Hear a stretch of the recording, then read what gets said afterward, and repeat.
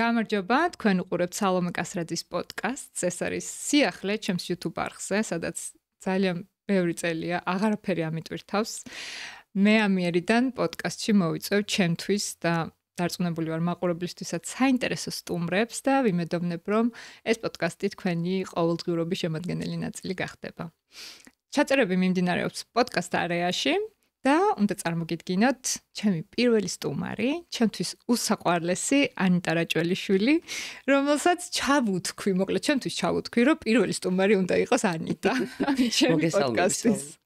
და ახლა მინდა ძალიან მოკლედ ჩემს მაყურებელს თუ არ ხართ ჩახედული ოპერის სფეროში, მინდა რომ გაგაცნოთ ანიტა და გითხრათ, რომ ანიტა არის ისეთი დონის სოფლიო ოპერის ვარსკვლავი, რომელმაც ისე ასახელა საქართველოს ბოლო 15 წლის განმავლობაში. აი, რო შევადაროთ მაგალითად ხვიჩა კვარაცხელიას ნაპოლი რო გახდა იტალიის ჩემპიონი, აი დაახლოებით, არა, მაგაზე დიდი წარმატება იყო ჩემი აზრით. ალბათ აი საქართველოს ნაკრები რო გახდეს ევროპის ჩემპიონი. ვის რა მოწონს ალბათ მაგაზე. როგორ წარმოუდგენია წარმატება ქვეყნის, ასე რომ ვთქვათ. ჩემი აზრით, აი ესეთი, ჩემი აზრით არა, ნუ ეს აღიარებულია, სწორედ ასეთი წარმატება იყო ანიტა 25 წლის, რომელმაც გახსნა ლასკალას სეზონი. ხალხო, აი ეს არის ევროპის ჩემპიონობა, თუ არა მსოფლიოსი. რამეს რო შევადაროთ. საოპერო დარგში კი. საოპერო დარგში კი და დღეს მე და ანიტა მოვილაპარაკეთ, რომ მთავარი თემა ჩვენი პოდკასტის იქნება კარიერა და დედობა. მაგრამ სანამ მთავარ თემაზე გადავალთ, მინდა რომ კარგად გავაცნოთ ანიტა რაჭველიშვილი ჩემს მაყურებელს და ცოტა შორიდან დავიწყოთ. თავიდან დავიწყოთ. კი ბატონო. იცი საიდან დავიწყოთ ანიტა? აი ზოგადად ადამიანები როგორ ირჩევენ თავიანთ მოწოდებას, საქმიანობას, ხო? ზოგი დაბადებიდან ისეთია თანდაყოლილი ნიჭით არის დაჯილდოებული, ზოგს შრომის ფასად მოსდის, ზოგს შემთხვევაში ეს ორივე ერთმანეთს ემთხვევა. მაგრამ სამწუხაროდ არიან ადამიანები, ვინც ისე გაივლის ცხოვრებას, რომ აი თავისი მოწოდება არ აქვს ნაპოვნი და ის საქმე, რომელიც უყვარს ვერი პოვა. არც იცის რა არის, ხო? შენ ყოველთვის ქონდა სიმღერის ნიჭი, მაგრამ ოპერა, სადღაც 15-16 წლამდე არ იცოდი, ხო? აი როგორ მიხვდი და როდის მიხვდი, რომ ოპერა არის ის, რაც უნდა აკეთო ცხოვრებაში? რო გითხრა მივხვდი მეთქი, ძალიან დიდი ხანი ვერ ხვდებოდი, რომ აი მაინც და მაინც ოპერა მინდა. თავიდან სულ ყოველთვის მღეროდი, კი მღეროდი ჯაზს, ოჯახში ყველა მღერით, ყველა შეკრება, ასე ვთქვათ, ოჯახში ყოველთვის გიტარის და ფორტეპიანოს თანხლებით, სხვადასხვა ქალაქური სიმღერების თანხლებით და ყოველთვის მღეროდი. მე მღეროდი დავუშვათ პოპ მუსიკას, ჯაზ მუსიკას და ძალიან მიყვარდა ვიტნი, მერაია, რა თქმა უნდა, ნუ ჩემი თაობის იმდროინდელი მუსიკა, ჯექსონი და ასე შემდეგ და ვждებოდი, უკრავდი ფორტეპიანოზე, მღეროდი ამ სიმღერებს, გაუჩერებლივ მთელ ხმაზე, მთელ უბანზე წვოდა ხოლმე. კი და ძალიან დიდი ნაწილი იყო ეს ჩემი ყოველდღიური ცხოვრების. სიმღერა იყო ძალიან დიდი ნაწილი. თუმცა სკოლა რო დავამთავრე, ჩავაბარე იურდიულზე. და ერთი წელი ვსწავლობდი იურდილზე, მაგრამ მამაჩემს ყავდა მეგობარი მუსიკოსი ასევე, იმიტომ რომ მამაჩემს ბენდი ყავდა თავისი ახალგაზრდობაში და ისინი ერთად უკრავდნენ და რეზოძიამ უთხრა მამაჩემს, რომ ვიცი რა გურამ, კი ხმაო, ყველაფერიო ჯაზიო გასაგებია, მაგრამ ეს ხმაო არ არისო შექმნილი ჯაზისთვის და ოპერის პოპისთვის მხოლოდო. მე მგონიაო, რომ ესეთი დიდი და მასიური ხმა არისო, რომ ოპერა უნდა ვცადოთო და ჩემს რაღაცა ჩაუჯდა ყუაში, დედაჩემს დაელაპარაკა, დავიწყე ძებნა, ვის შეეძლო რომ მოვესმინე და არ მახსოვს ეს სახელები სამწუხაროდ, მაგრამ მიგვიყვანეს ესე ნაცნობობით როგორც ხდება ხოლმე თბილისში, მივედით პროფესორ კაცთან ვაკეში, ვიღაცის სახლში, აღარ მახსოვს ვინ იყო, რომელმაც მომისმინა, მე ვიმღერე ვიტნი ჰიუსტონის სიმღერა მასთან როიალზე სახლში და გითხრა რომ არა ნამდვილად არ არისო ესო მხოლოდ პოპისთვის და ჯაზისთვის და გამიშვეს ჯერ ბატონ ავტორებიშვილთან, რომელიც საგუნდოს ხელმძღვანელია კონსერვატორიაში, არაჩვეულებრივი პროფესორი თვითონ და ძალიან ბევრი ვოკალისტების თაობა წავს მას გამოცდილი კონსერვატორიამდე მიყვანილი და ბატონმა ავთომ მაშინ მანაც დაგვიდასტურა რომ ეს ნამდვილად საოპერო ხმა არისო და გამიშვა უკვე ხალბატონ მზია დავითაშვილთან, რომელიც ოპერის სოლისტი იყო იმ დროს და არაჩვეულებრივი მომღერალი, არაჩვეულებრივი ქალბატონი. ქალბატონი მამზია მომკიდა ხელი და აი ძალიან დიდი შრომა ჩადო ჩემში. ერთი წელი გაუჩერებლივ მეცადინეობდით, აბსოლუტურად ნულიდან დავიწყეთ, იმიტომ რომ წარმოდგენა არ მქონდა რას ნიშნავს საოპერო სიმღერა. თუმცა ის სულ იმეორებდა, რომ შენ ბუნებას ხელი არ უნდა აახლო, შენ ბუნება ისეთი გაქვს, რომ ამ ბუნებას დიდი ხელისხლება არ ჭირდება, ჭირდება მხოლოდ ტრენაჟი. შენ უნდა ისწავლო სუნთქვა, უნდა ისწავლო ამ ხმის მართვა, რაც არის ყველაზე მნიშვნელოვანი ოპერის მომღერლის კარიერაში. ანუ უნდა იცოდე ხმის მართვა და ერთი წლის მერე უკვე ჩავაბარე კონსერვატორიაში. რა თქმა უნდა, გარდა ვოკალის მზადებისა კონსერვატორიაში ჩასაბარებლად ძალიან ბევრი სხვა ტიპის მოსამზადებელი პროცესები გელის სტუდენტს და ყველაფერში სათითაოდ ვემზადებოდი მახსოვს. პარალელურად იურიდიულზე ვსწავლობდი. კი, სწავლობდი იურიდიულზე პარალელურად უნივერსიტეტში და უმძიმესი ერთი წელიწადი იყო, იმიტომ რომ ძალიან ვიღლებოდი, ბუნებრივია. ამ დროს რამდენი წლის ხარ? 16-ის თუ 17-ის? 16-ის ვიყავი და 17-ის ხვდებოდი უკვე რომ ჩავაბარე კონსერვატორიაში.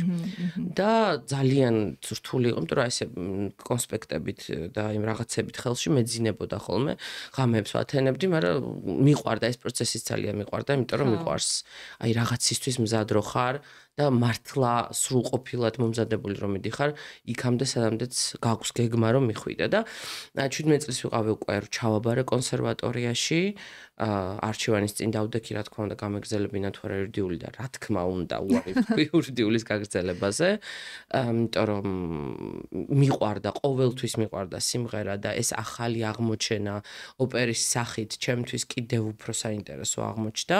არ ვიცოდი რა შეიძლება რომ მოველოდე და რა მომავალი შეიძლება იყოს, რას მოიტანდა. ვცნობდი რომ მინდოდა. ეს იყო შენი. ვცნობდი რომ მუსიკასთან კავშირში მინდოდა ყოფნა და კარგია კი კანონის ცოდნა იურიდიული ეს ყველაფერი ძალიან მომხიბლელი იყო ჩემთვის, ძალიან საინტერესო იყო. თან სწავლა ყოველთვის მიყვარდა და ამიტომ არ იყო ეგ პრობლემა.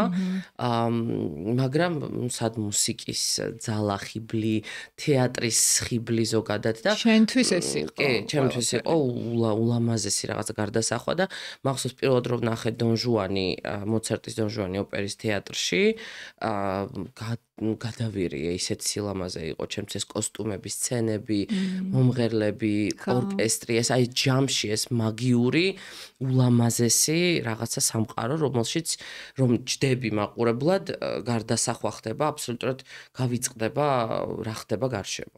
და მომინდა რომ აი ამის ნაწილი ვყოფილიყავი და ის ნაწილი, სადაც მე ვჩუქნიდი მსმენელს და მაყურებელს აი მაგიურ მომენტებს სცენაზე და ძალიან გადაწყვეტით აბსოლუტურად უკვე შეუდექი ოპერაზე ფიქრს და სწავლას და წინსვლას და ძებნას ახალი გზების. ქალბატონმა მზიამ უკვე კონსერვატორიაში გადამაბარა, იმიტომ რომ ქალბატონი მზია არ ასწავლიდა კონსერვატორიაში, არ იყო პროფესორი. გადამაბარა ქალბატონ მანეგაძეს, უსაყვარლეს პედაგოგს, რომელმაც 6 წლის მანძილზე გამზარდა, მასწავლა არა მარტო სიმღერა, მასწავლა ცხოვრება როგორ უნდა ამ სფეროში, მასწავლა ძალიან ბევრი რამ, რაც გამომადგა უკვე შემდგომ ცხოვრებაში, იმიტომ რომ იყო არა მარტო თვითონ არაჩვეულებრივი მომღერალი, არაჩვეულებრივი პედაგოგი, იყო არაჩვეულებრივი დედა და იყო საერთოდ ძალიან საოცარი ქალბატონი. და რა გასწავლა აი ისეთი, რაც შემდეგ უკვე წლების განმავლობაში შენი შინაგანი ხმა გახდა და თითქოს აი ვეღარ არჩევდი, ეს იყო შენი პედაგოგის ხმა თუ შენი ხმა. ნამდვილი პედაგოგი ხო ეს არის, რომ შენს ბუნებას არ ეხება. არა, ზუსტად. მაგრამ ისე გასხლავს იმ რაღაც ზედმეტს, რომ შენ არ შეგეხებ, ხო? ისე ახალგაზრდა რო ხარ და გამოუცდელი, პედაგოგის ვალი სწორედ ეს არის, რომ გამოგძერწოს და ისე გაგიშვას იმ გზაზე, რომ მომზადებული იყო ჯერ ის სირთულეებისთვის, რომ ძალიან რთული გზა იყო მომღერალი. ყველას გონია, რომ პირს გააღებდა მღერი. ეს ასე ნამდვილად არ არის, ანუ ოპერის მომღერალი არის ათლეტი, რომელიც იყენებს სხეულს ხმის კონტროლისთვის. ეს ნიშნავს, რომ ეს სხეული უნდა იყოს გამუდმებით არაჩვეულებრივ სწორ ფიზიკურ მდგომარეობაში. უნდა იყოს მუდმივ ტრენაჟში და ნუ არ ვლაპარაკობთ ახლა სიმძიმების აწევაზე დაუშვათ და კარდიო ვარჯიშზე არ ვსაუბრობთ, არც შეიძლება მომღერლისთვის, მაგრამ არის გარკვეული ტიპის დისციპლინა, რომელიც მომღერალმა აუცილებლად უნდა ცხოვრების სტილი, ხო? არა მარტო ცხოვრების სტილი თავისთავად.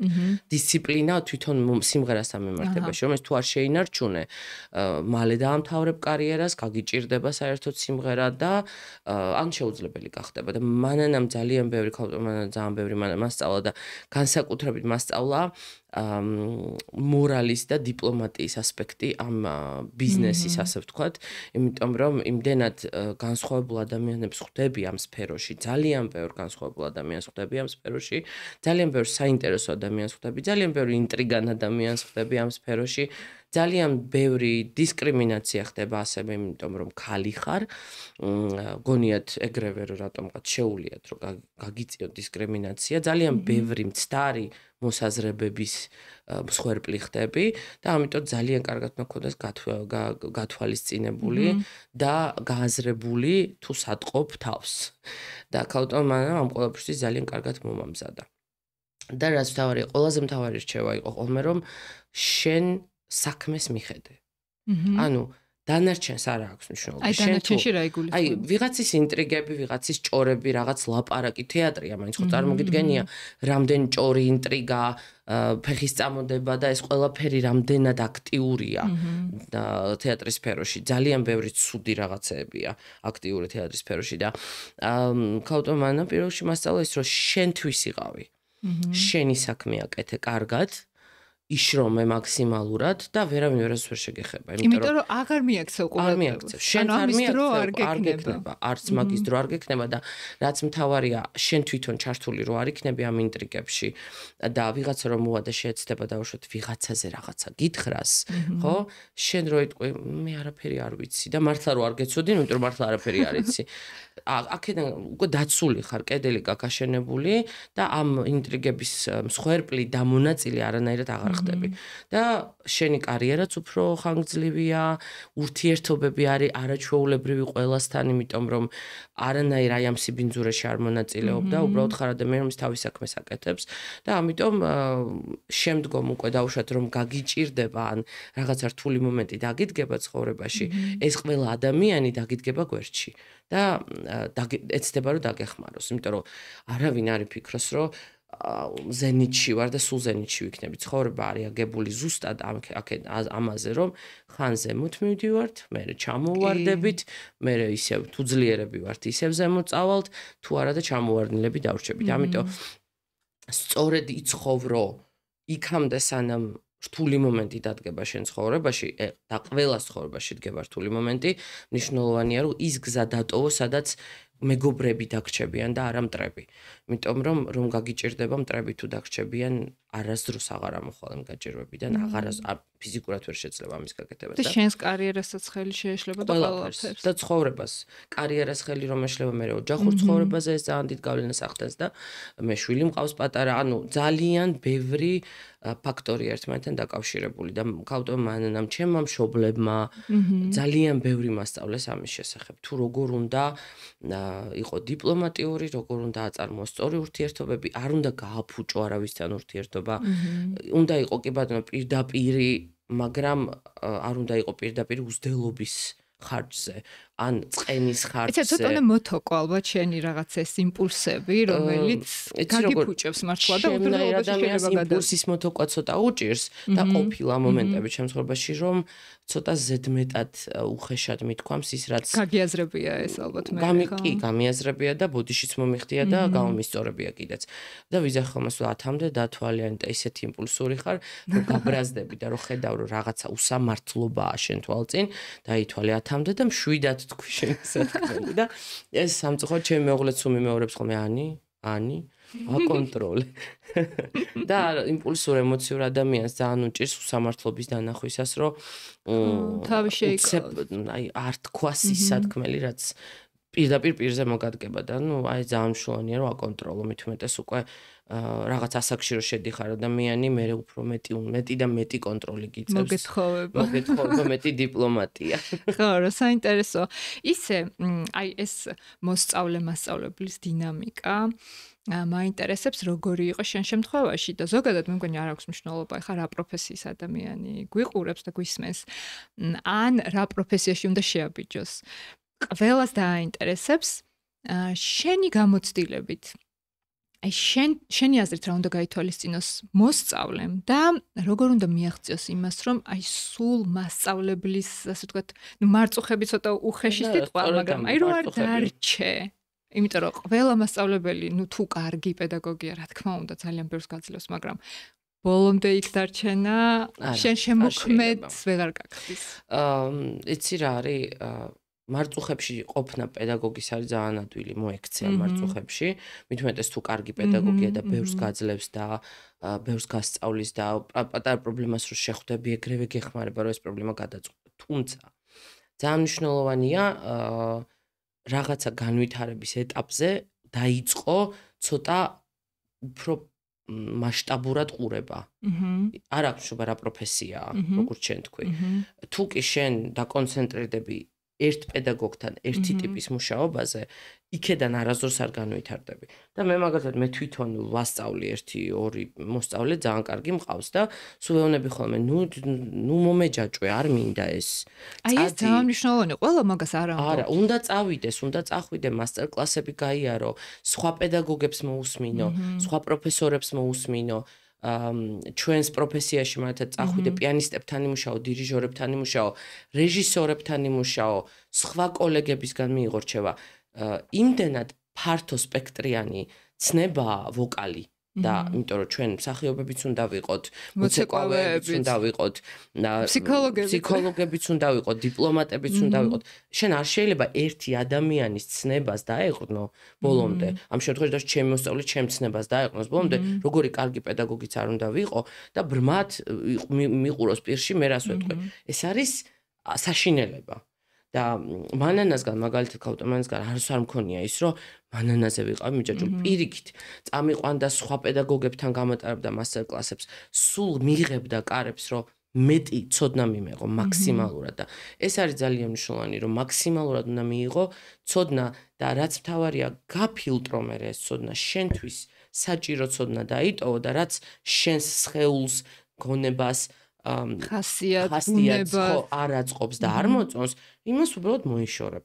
ამიტომ წარმოიდგინე, როგორი ფაქტო სპექტრის ცოდნა უნდა მიიღო ყველა შესაძლებელი მხრიდან, რომ ეს ფილტრაცია მერე მოახდინო და შენთვის საჭირო ინფორმაცია დაიტოვო და აი ამ საჭირო ინფორმაციის დატოვებით ხდები ძალიან დიდი პროფესიონალი. ამას ჭირდება რა თქმა უნდა წლები და ჩვენს პროფესიაში განვითარება არასდროს არ მთავრდება, შეუძლებელია იყო იდეალური. არ არსებობს.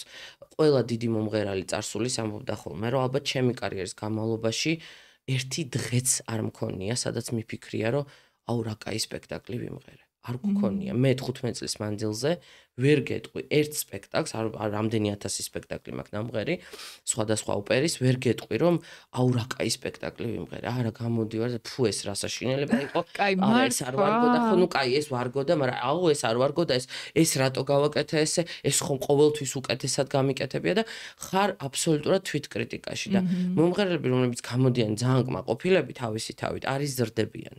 ეს ეხება არა მარტო მომღერლებს, ეხება ნებისმიერი პროფესიის წარმომადგენელს.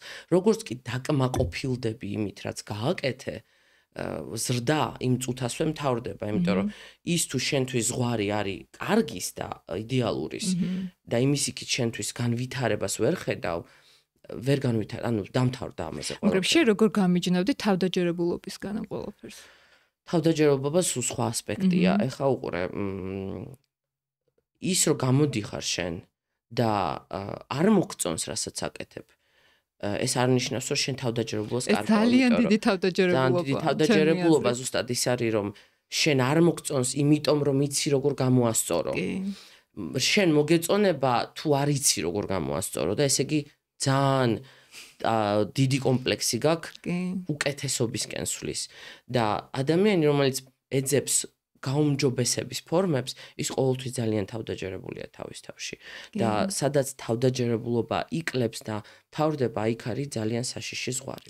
მე მგონია რომ აი თავდაჯერებულობა არის იცი რა მე უკეთესი უნდა გავაკეთო არ მაინტერესებს გამომივა თუ არა მთავარია უნდა გავაკეთო და გავბედო აი ეს არის გაბედულება რა გაბედული უნდა იყო ცნობის მოყარე უნდა იყო და უნდა ცდილობდე სულ რომ უკეთესისკენ მიიღწოდე მაშინ აზრი არ აქვს ანუ რა აზრი აქვს ცხოვრებას არაფერს არ აქვს აზრი მაშინ და კიდე რა მაინტერესებდა იცი აი ზოგადად ნებისმიერ ადამიანზე ის სფერო, სადაც მოღვაწეობს, ახდენს გავლენას, ხო? გარდაქმნის, აი შე რო თქვი გამოძერწავსო. მაგრამ ეს ადამიანი თუ არის დიდი, ისიც გარდაქმნის ამ სფეროს და რაღაც ახალ სიტყვას ამბობს, ცვლის, რაღაც ცვლილებები შემოაქვს, მაგრამ ამას ვერ იზავს უბრალოდ დიდი ცოდნის მქონე ადამიანი. მარტო ცოდნა არ არის საკმარისი, ხო? აუცილებელია, მაგრამ საკმარისი არ არის. მე მგონია ცოდნას უნდა დაემატოს ისიც, რომ შენ იყო შემოქმედებითი. და შემოქმედებითი ვერ იქნები თუ შენი უნიკალურობა არ გაქვს აღმოჩენილი.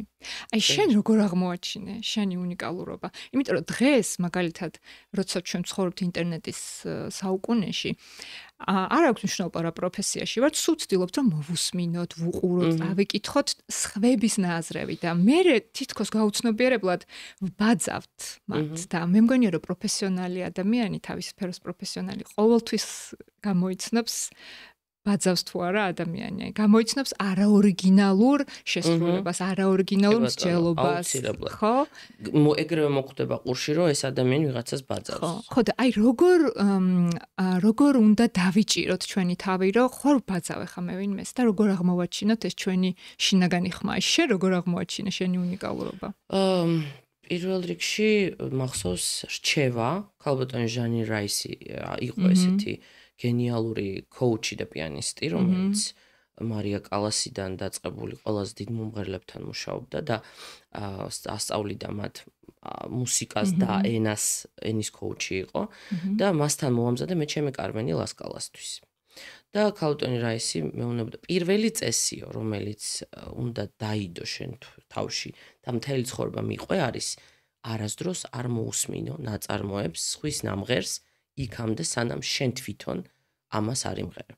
აი რა საინტერესოა. და მე არ ყოფილა ჩემი კარიერის ისტორიაში რომ მე ვინმეს ჩანაწერი მომესმინოს სანამ მე არ მემღერე, სანამ მე არ ვიმღერე თვითონ სცენაზე არ გავიტანე, დებიუტი არ მქონდა, არ ჩავამღერე ყველა სპექტაკლი და აი უკვე მერე ცნობის მოყვარების გამო აუცილებლად მოვისმენ ამა თუ იმ კარგი მომღერლის ჩანაწერს. იქამდე წესად მაქვს რომ მე არ ვისმენ, მე ვჯდები კარგია მადლობა ჩემ მშობლებს საფორტეპიანო განათლება მომცეს, ამიტომ ვჯდები, უკრავ მე თვითონ და ვსწავლობ ნებისმიერ პარტიას, მაგრამ ეს არ ხდება ყურით, არ ხდება ვიღაცის მოსმენით. შენ გულიდან მოდის, ხო, ეს შენია. რაც წერია მუსიკის შეფასებით, კომპოზიტორის სტილისტიკის გათვალისწინებით, ყველა იმ დინამიკის გათვალისწინებით, რაც არის იმ ნოტებში დაწერილი და ლიბრეტო დაუშვა ტექსტს მიყვები კომპოზიტორის ბიოგრაფიის მიხედვით, კომპოზიტორი ამ ნაწარმოების წერის ფაზაში, რა ფაზაში იყო თავის ცხოვრების. იქ იყო ღალატი, შეიძლება იყო ახალი სიყვარული, იყო არ ვიცი, საყვარლები ცოლის ფონზე, ან პირიქით აი რაღაც ან შვილი ეყოლა, ან ცოლი მოუკვდა, აი ძალიან ბევრი ასპექტია გასათვალისწინებელი და შენ თუ უბრალოდ თეორეტიკოსივით მართლა იშრომებ იმ ოპერის სწავლაზე, რომელსაც სწავლობ და არ მიენდობი მხოლოდ მოდი ნაუშნიკებს გავიკეთებ და მოვისმენ სხვა როგორ მღერის და მასე ვისწავლი. ეს მოიტანს მხოლოდ კოპირებას, მოიტანს მიბაძვას, იმიტომ რომ გინდა არ გინდა მუსიკალური ყური ითვისებს და ბაძავს და ეს მოგიტანს მხოლოდ არა ინდივიდუალურ შესრულების მანერას და დაკარგა ორიგინალურობას.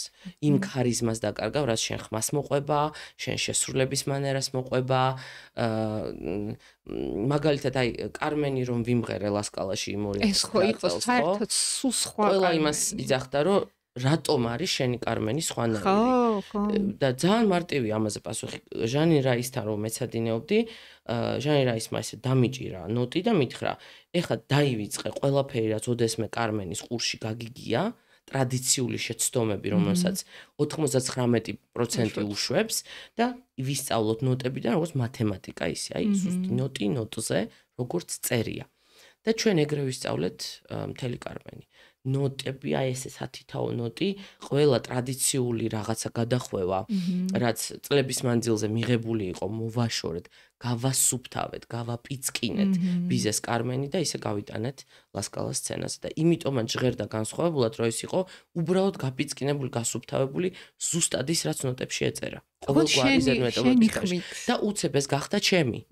ეს გახდა ყველას ყურში გახდა ანიტას კარმენი, იმიტომ ზუსტად რომ უბრალოდ გასუფთავებული კარმენი იყო.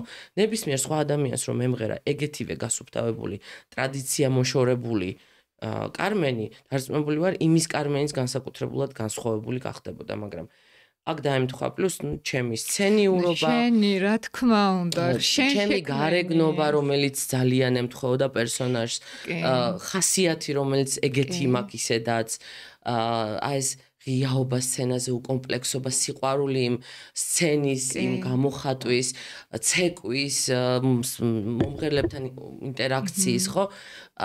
ეს ყველაფერს რო შეაერთებ და დაუმატებ უბრალოდ მართლა დიდ სიყვარულს იმის, რასაც აკეთებ, გამოდის ორიგინალურობა, გამოდის ის რაღაცა განსაკუთრებული, რაც შენ ქმნის ანიტად ჩემ შემთხვევაში და გაძლევს იმ უნიკალურ თვისებებს, რაც ხდის დაუშვათ ვიღაცაზე უფრო საინტერესო მუსიკოსს. ძალიან საინტერესო, მე მგონი ნებისმიერი პროფესიის ადამიანისთვის ეს იქნება ძალიან კარგი გაკვეთილი და ერთი კითხვა მაწუხებს ხოლმე ზოგადად ოპერის მომღერლებთან კი ხელოვანებთან, იმიტომ რომ ხელოვანები და მწერლებიც ხართ ადამიანები, ვისაც ტაშს უკრავენ უარყოფითი გმირების განხორციელების დროს და შესრულების დროს.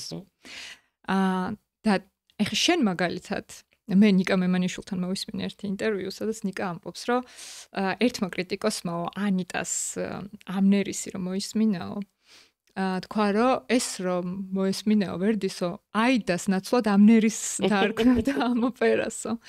შენ ხო ამას ვერ შეძლებდი? ამნერისისთვის რო არ გაგეგო? რო არ შესულიყავი მის ტყავში და არ გეთანაგრძნო ამ ადამიანისთვის. და აიც რა მაინტერესებს, შენ თვითონაც და საერთოდ ადამიანებმა რა შეიძლება ვისწავლოთ აი ხელოვანებისგან, აი შენი როლისგან რა ისწავლე, როდესაც უარყოფით ადამიანს განასახიერებ, უარყოფით გმირს.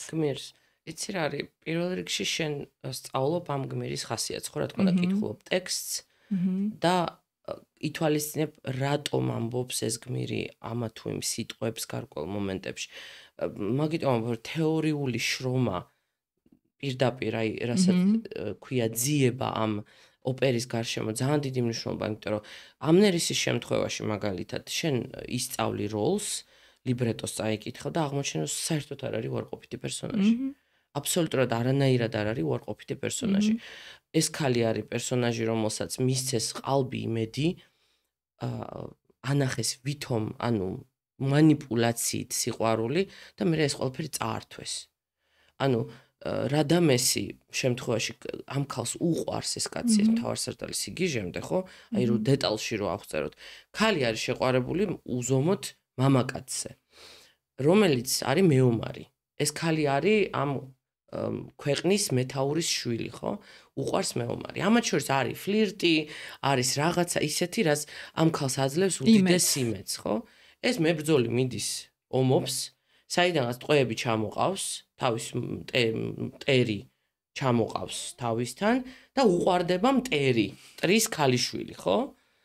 და ამათმა გააბეს რომანი და ეს ქალი რჩება საწყალი ჯერ ერთი რჩება ღალატი ქვეყნისა, მისი საყვარელი ადამიანის მიერ, რომელიც არის მისი ქვეყნის მთავარსარდალი, ანუ ძალიან ჩახლართულ ისტორიაზე ვლაპარაკობ და უღალატა ვისთან, მტერთან უღალატა.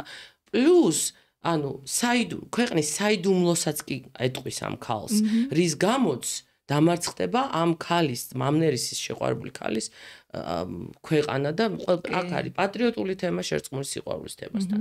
როგორია და ეს ქალი მაინც ოპერის დასასრულს ევედრება ქურუმებს რომ ნუ მოკლავთო და ისინი როგორ გვიღალატა მტერს მიყიდა ჩვენი საიდუმლო რას ქვია არ მოკლათ როგორ არ მოკლათ ანუ ეს ქალი საერთოდ არც ერთ მხარეს არ არის უარყოფითი პერსონაჟი ამ ქალს არაფერი არ გაუკეთებია არავისთვის არაფერი არ დაუშავებია იმ ამ აიდასთვის მტრის შვილისთვის თითი არ დაუკარებია არასდროს ამიტომ რომ ჩაეძიები ასე პერსონაჟებს უარყოფითი პერსონაჟი არის ფურცელზე თორე რეალურად ეს ყველა ადამიანი არის თავისი ხასიათით, თავისი ისტორიით, თავისი ფსიქოლოგიური მდგომარეობით, თავის გაჭირვებებით, თავის ოცნებებით და თავისი ნატვრებით რა უნდა ცხოვრებაში რო კონდეთ და თუ გაითვალისწინებ ამ ყველაფერს პერსონაჟის გარშემო, მიხვდები რომ უბრალოდ შეყვარებული ქალია, რომელსაც უღალატეს. ძალიან შეყვარებული ქალი, რომელიც მზად არის ყველაფერზე იმ მამაკაცის გამო, რომელიც უყვარს და ეს მამაკაცი არ მარტო მას ღალატობს, მის ქვეყანასაც ღალატობს და ვერაფერს ვერ ხედავ ამ ქალში უარყოფითს. მაშინ როდესაც თიმ აიდა იტყვის რომ კი მარა ამ აიდას და რადამეს უყვარდათ ეს იყო ნამდვილი სიყვარული. ყველაფერი ღალატზე, ქვეყნის ღალატზეა აგებული. გასაგებია, არავინ არ არის დაზღვეული იმის გარო შეუყვარდეთ ერთმანეთი და ზოგჯერ მტრების მხრები, ანუ ორივე მხრიდან რომეო და ჯულიეტას ამბავი გავიხსენოთ, ხო? ზოგჯერ ადამიანს უბრალოდ უყვარდებათ ერთმანეთი და გასაგებია, რადამეს და აიდას შეუყვარდათ ერთმანეთი. მესმის, მაგრამ ეს საწყალია მნერისირებაში ამ ყველაფერთან. რატომ ხდება ეს ქალი ბოროტი და რატომ არის ცუდი პერსონაჟი? არ არის ამ დროს არც ხელს არ უშლის ამათ არაფერში აბსოლუტურად. უბრალოდ იმ მომენტში დავუშვათ, როცა მეფე ფარაონი გამოაცხადებს, რომ რადამეს შენ საჩუქრად შენ გერგება ჩემი შვილი, აი ამ დროს ეს ქალი ერთი რაღაცა ოპერის 5 წუთი აქვს, სადაც ზეიმობს გამარჯვებას აიდაზე, მაგრამ ეს ხო ყველაფერი ძალიან ადამიანურ დონეზეა და ეს ქალი არ აგდებს აიდას იმაში, რა ქვია, რაღაც ციხეში, არ აწამებს, არ ტანჯავს, არაფერი მსგავსი ოპერაში არ ხდება და ამიტომ რო ჩაეძიები ამ ნერის პერსონაჟს, იმიტომაც გიყვარდება, რომ ამ პერსონაჟში ხედავ ძლიერ ქალს, რომელიც არის გულნატკენი. რომელსაც უღალატეს და ძალიან ყოველდღიური ამბავია სამწუხაროდ და ძალიან ადვილად გასაგებიც. აი ხო ძლიერი ქალი ახსენე და მოდი გადავიდეთ ჩვენს მთავარ თემაზე. ესე იგი შენ 25 წლის ასაკში კი არ მიაღწიე, დაიწყე ისე, რასაც აღწევენ ოპერაში 35-40 წელი, ხო? ნუ 35-დან. და თავარი ის არის, რომ ხო დაიწყე ასე და მე უფრო და უფრო ზემოთ ადიოდი. და 15 წელი შენი კარიერა იყო პიკში. მე დაფეხმძიმდი, გააჩინე ბავშვი და შეიცვალა შენი ცხოვრება. აი რა მოხდა ამის მერე? ჯერ ერთი პიკში რომ მიდიხარ გაუჩერებლივ და სულ მაღლა, სულ ზემოზე. სადღაც შინაგანად გრძნობ, რომ რაღაცა მომენტში გაჩერდები. მართლა გრძნობდი ამას? ანუ გრძნობდი აუცილებლად. პირველში მინდოდა გაჩერება ბავშვის გამო, ეს ვიცოდი, მინდა ოთოს გვინდოდა შვილი. ძალიან გვინდოდა შვილი და ამას ჩვენ ერთმანეთს რო შევხვდით 8 წლის წინ იმ დღიდან მოყოლებული ვიძახდით რომ შვილი გვინდა. ბოდ როდის მოხდებოდა ეს არ ვიცოდით, მე დაემთხვა კორონავირუსი, პანდემია, ჩაკეტვები და სახში დაждდომა თითქმის ყველა თეატრის წარმომადგენლის, თორე თეატრები გაჩერდა, მასიური შეკრებები აღარ შეიძლებოდა და როგორც ძალიან ბევრი ბავშვი, ჩემი შვილიც არის პანდემიის ბავშვი, იმიტომ რომ პანდემიაში რადგან სახში ვიყავით და არ მუშაობდით, არ იყო სტრესი და არ იყო ისიგიჟე გადაფრენის და სარტყელების ცვლის და ეს ყველაფერი მომეცა ბედნიერება და დავორსულდი. ორსულობა არ იყო რთული, ორსულობა არაჩვეულებრივი იყო, სხვათა შორის ძალიან კაი, უბრალოდ სიმღერა ძალიან გამიჭირდა. ან ორსულობის დროს. ორსულობის დროს. არ გაგიჩერებია სიმღერა. მე პირველი მაგრამ პანდემია თუ იყო, პანდემია იყო და პირველი 3 თვე არც დამჭირვებია რომ მემღერა, იმიტომ რომ პანდემიის პერიოდი იყო. მე უკვე მქონდა ზაფხულში კონტრაქტები და არ გავაუქმე და მეხუთე მეექვსე თვეში ვიმღერე, თუმცა ეს იყო ძალიან ცუდი გადაწყვეტილება, იმიტომ რომ ჩავედი უკვე მივხვდი მაშინ რომ ბავშვით მუცელში სიმღერა იყო ჩემთვის ფაქტიურად შეუძლებელი. როგორ მივხვდი, რას გრძნობდი მაგას? ვერ ვაკონტროლებდი ხმას. ანუ რა არის ხმის კონტროლი? ხმის კონტროლი ხდება სუნთქვის კონტროლით. და რა ხდება ფიზიოლოგიურ, ანატომიურ დონეზე, ასე ვთქვათ, ხო? ჩვენ გვაქვს დიაფრაგმა, რომელიც არის მოთავსებული ნეკნებს ქვეშ. და ბავშვი ძის ნეკნებს ქვეშ. და შენ სუნთქავ დიაფრაგმით. თავის ყველა ორგანოებით ასე შემდეგ. სიმღერის დროს რას ვაკეთებ? ჩვენ ჩაგვაქვს ჰაერის აღების საშუალებით დიაფრაგმას ვაწვევით ქვემოთ. რაც ნიშნავდა რომ მე ბავშვს ვაწვევოდი ქვემოთ.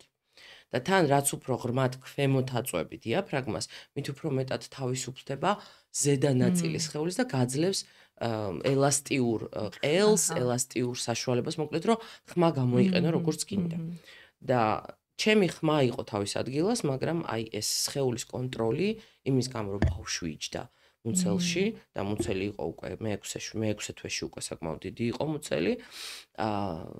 კონტროლის საშუალება დავკარგე. მე თანშიში იყო ფსიქოლოგიური რომ ვაწვევოდი ბავშვს ქვემოთ სუნთქვის აღების დროს და პლუს იქიდან მიბრახუნებდა, იმიტომ რომ დისკომფორტში იყო, ბავშვი იყო დისკომფორტში, არ სიამოვნებდა. აი ეს ჩემი სუნთქვის აღებები, აი ეს ამხელაწნევით სიმღერათან ჩემი ხმა საკმაოდ დიდია, ეს ვიბრაცია ხო სხეულის საშუალებით ხდება. ძვლები ვიბრირებს ჩვენ რომ მღერით. და ეს ვიბრაცია ძვლების ბავშვს არ სიამოვნებდა. საერთოდ არ სიამოვნებდა. და სპექტაკლის დროს მიბრახუნებდა სულ მუცელში და უკვე 2 თუ 3 კონცერტის მერე ვთქვი რომ არ შემილია თქო. შემეშინდა ძალიან რომ რაღაცა მოხდებოდა ცუდი და დავანებე გავჩერდი, მე-6 თვის ბოლოს გავჩერდი და ვთქვი რომ დაველოდები გავაჩენ და შემდგომ ისევ შევუდგები სიმღერას. გავაუქმე ძალიან ბევრი რამე უკვე ამ მასობაში უკვე ძალიან ბიზნესში საერთოდ ჩამოაკლდები ცოტა ხანი არ ჩანხარ. გასაგებია, ყველა მიცოდა რომ ბავშვს ველოდებოდი და ამიტომ არ ჩანდი, კაი მერე დაელოდნენ რომ ბავშვს გავაჩენდი. ბავშვი რომ გავაჩინე, სასწაული წელი მელოდა წინ.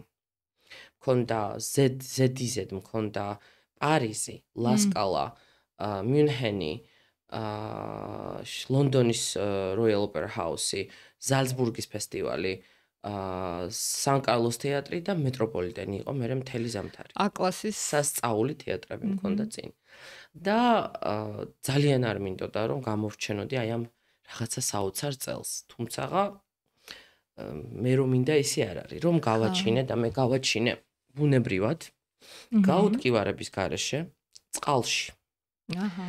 როგორ ჩაიარა?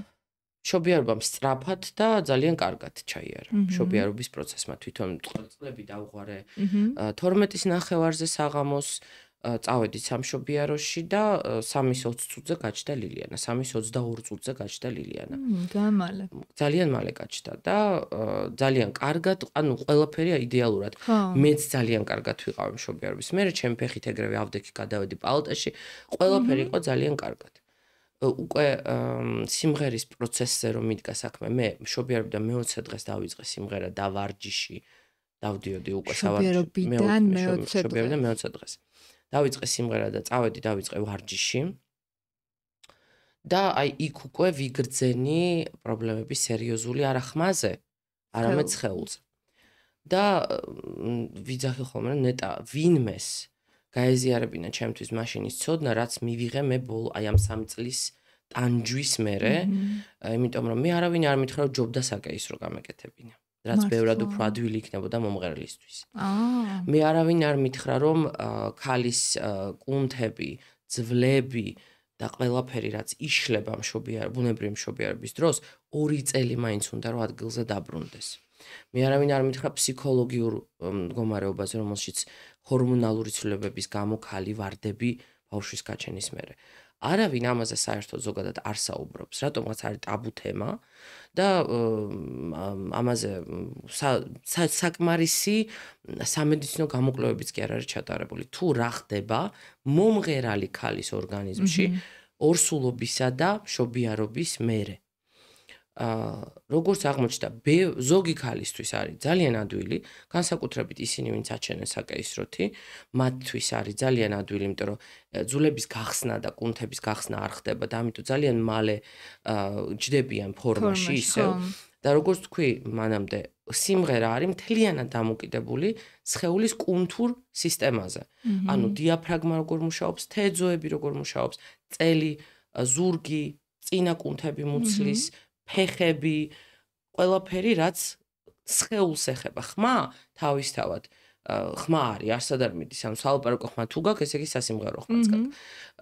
შენ შეგიძლია იმღერო და ყველა შეუძლია იმღეროს. თუ ტექნიკას ისწავლი, ყველა შეუძლია რომ იმღეროს ოპერა. მე შემიძლია რომ კი, ყველა შეუძლია ტექნიკას თუ ისწავლი და სუნთქვას თუ ისწავლი, დიაფრაგმის ხმარებას თუ ისწავლი, ყველას ვისაც სალაპარაკო ხმა, მას შეუძლია იმღეროს ოპერაციის. არ ნიშნავს რომ იქნება გადასარევი ოპერატორი. არა, ანუ შეიძლება არ იყო კარგი მომღერალი, მაგრამ შენ შეგიძლია გამოსცე საოპერო ბგერები, ყრნობის და სუნთქვის დახმარებით. ამიტომ, როდესაც ეს კუნთური სისტემა ირღვევა და მოშლილია აბსოლუტურად ორსულობის და მშობიარობის მერე, წარმოიდგინე მარტო ბავშვის გამო ყველა ორგანო იცვლის ადგილს. ხო. ზოგი ადის ზემოთ, ზოგი გადის გვერდებში, ზოგი გადის ზურგში და ზოგი ჩადის ქვემოთ. აი ამ ყველაფერს თურმე ძალიან დიდი დრო ჭირდება. ჩემი სხეული იყო აბსოლუტურად დანგრეულ მდგომარეობაში. მიუხედავად იმისა, რომ მე ვიმშობიარე, ამოვედი იმ აბაზანიდან, სადაც წყალში ვიმშობიარე, ჩემი ფეხით გავედი ჩემ პალტაში და ვგრძნობდი თავს გადასარევად, ჩემი სხეული სასიმღეროდ იყო აბსოლუტურად დაშლილი. მაგრამ მაშინ ვერ გრძნობდი ხო ამას ვერანაირად და მე წავედი სავარჯიშოდ, მე დავიწყე მეცადინეობა, რაღაცას რო არ იყო წესრიგში გრძნობდი, იმიტომ რომ ხმა არ მომყვებოდა. ხმა არ მომყვებოდა, იმიტომ რომ სხეული არ მომყვებოდა. სხეული მე მეგონა რომ სხეულს თუ გავაკონტროლებდი ვარჯიშის საშუალებით, მე შევძლებდი სიმღერასაც, თუმცა მიუხედავად იმისა, რომ ყოველ დღე ვარჯიშობდი, იოგა, პილატესი, სირბილი, არ ვიცი, ყველაფერს მივედმოვედი, ასე ვთქვათ, პროფესიონალურად თავისი პროფესიონალი ადამიანების დახმარებით და ყველაფერი. მიუხედავად ამისა, ყველა ჩემი ტრენერი აგრძელებდა იმის თქმას, რომ დრო ჭირდება. დრო ჭირდება. შენ სხეულს კი ბატონო, შენ კი მაქსიმალურ ძალისხმევას ატან შენ თავს, რომ რაც შეიძლება მალე მოხდეს ეს, მაგრამ დაძალების გარდა არაფერი არ ხდება აქ და სხეულს თავისი დრო აქვს. ყველა მეუბნებოდა და მე რო ეს ვცოდნოდა, რა თქმა უნდა, იქამდე სანამ მე გადავწყვეტდი, რომ ის წელი არ მინდოდა რომ გამომეტოვებინა.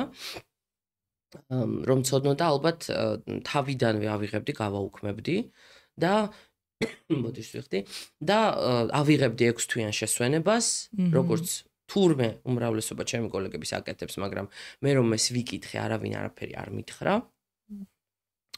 და თურმე რომ 6 თვე ამეღო, მე ძალიან მშვენივრად 6 თვის მერე დავბრუნდებოდი სასიმღეროდ. დარწმუნებული რომ შენ კითხულობდი, ემზადებოდი, რაღაც ინტერნეტში ხო ეძიებდი ინფორმაციას და ასეთი მსგავსი არაფერი არ ინტერნეტში არანაირი ინფორმაცია ამაზე არ არის საერთოდ. აი ვის უნდა მიმართოს ქალმა ასეთ? მომღერალმა ქალმა არც ვიცი ვის უნდა მიმართოს. აცი შეუძლიათ მე მომართო იმ ხელა გამოცდილებამ ყველაფერს მოვუყვები. მაგრამ იცი რა არის კი და იმდენად ინდივიდუალურია ყველა ქალის სხეული, რომ მე რაც გამოვიარე შეიძლება სხვა მარც გამოიაროს, ან გამოიაროს კიდევ უფრო უარესიც. ამიტომ ძალიან რთულია. მე შემილია ზოგადად ხო, აი რაც უნივერსალურია.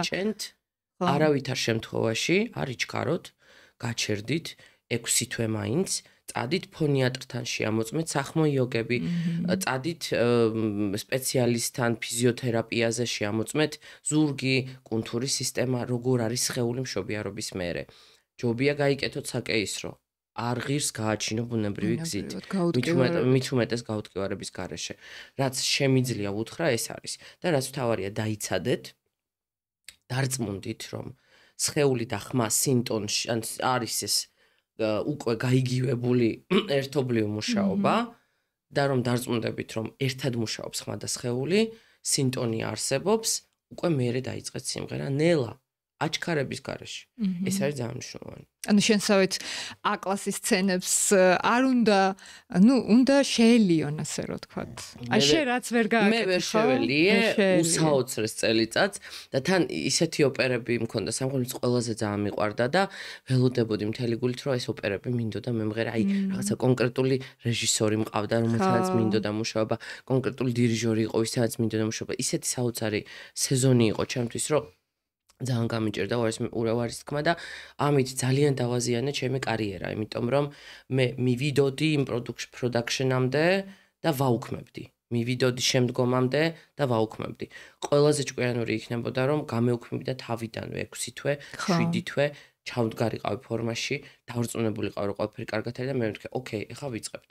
მე ეს არ გავაკეთე, მე გავაგზელე მცდელობაზე. პლუს იყო ძალიან დიდი წნეხი, არა მარტო ის, რომ მე დავხამდი დაუშვათ ძალიან მაგარ დირიჟორებს და მაგარ თეატრებს.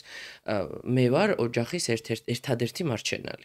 უზარმაზარი ოჯახის, რომელიც მყავს და ფინანსური პრობლემა იყო ის, რომ მე უნდა მემუშავა, რომ შემომეტანა ოჯახში ფული და ჩემი ყოველი გაჩერება იყო დაკარგული ფული, რომელიც არსაიდან სხვა ადგილიდან არ მოდიოდა. ამიტომ აღმოჩნდით ყველა ძალიან მძიმე ფინანსურ მდგომარეობაში, რომელსაც პანდემია მანამდე, თან იცი რა არის კიდე ძალიან მეცინება ხოლმე, რომ მომღერლები მგონივართ მილიონერები. ანუ რადგან საზღვარგარეთ მღერი მეტროპოლიტენი იქნება ეს თუ ლასკალა, გონიათ რომ გვიხდიან მილიონებს. ნამდვილად არანაირად არ არის ეს სიმართლესთან ახლოს. აი ამ ხრივ სპორტსმენებისგან განსხვავდებით. ნამდვილად განსხვავდებით. ჩვენი შემოსავალი სპორტსმენების შემოსავალზე ალბათ 100-ჯერ უფრო პატარაა. და ცხოვრობთ საშუალოდ. მე არ ვიტყვი რომ გვიჭირს, მართლა ტყუილი იქნება. ცხოვრობთ საშუალოდ კარგად, მაგრამ ცხოვრობთ საშუალოდ კარგად, თუ გავუშვათ გყავს შენი თავი, მეორე ნახევარი და ბავშვი, მაგრამ მე მყავს უზარმაზარი ოჯახი, ამიტომ ამ პანდემიამ პლუს მე ბავშვის გამო 3 წელმა ძალიან დიდი ფინანსური პრობლემებიც გამოიწვია. და იცი რა მაინტერესებს, როგორ შეხვდა საოპერო სფერო და სამყარო, აი საერთოდ შენ როგორ შეხვდა როგორც დედას და როგორ ხვდებიან აი რო იცვლება ოპერის მომღერლები, მე ვიცი რომ ძალიან ბევრი თავს იკავებს საერთოდ ბავშვის გაჩენისგან. კი. იმიტომ რომ ეშინიათ რამე არ მოხდეს, რამე არ შეიცვალოს. ძალიან დიდი დისკრიმინაციის ქვეშ ყვები ქალი, ჯესტი ქალი ზოგადად დისკრიმინაციის მსხვერპლი ხარ ყოველთვის, ეს არ აქვს შობა რომელი სფეროა, სამწუხაროდ ესეა. ძლიერი ქალი ნაკლებად აქცევს ამას ყურადღებას და თავის გზას აგრძელებს. დედების დისკრიმინაცია კიდევ უფრო დიდია და გეტყვი არა მარტო იმიტომ რომ დედა გახდი და შენთვის პრიორიტეტი შვილი ხდება ყველა ვარიანტში. თუ ნორმალური ხარ, შენთვის პრიორიტეტი შვილი ხდება. აქ შემოდის უკვე ის ფაქტი, რომ მაგალითად ქალი რომ აჩენს და ორსულდება, ფიზიკურად იცვლება, ხო?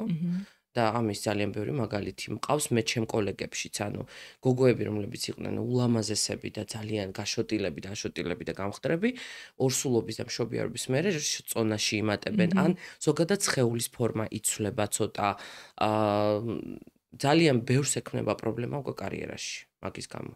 და ხდება დისკრიმინაცია იმიტომ შენი, რომ შენ დაუშვათ 10 კილოთი მეც იწონი და გონიათ, დაიკელი რა არის ეხლა, დაიკელი.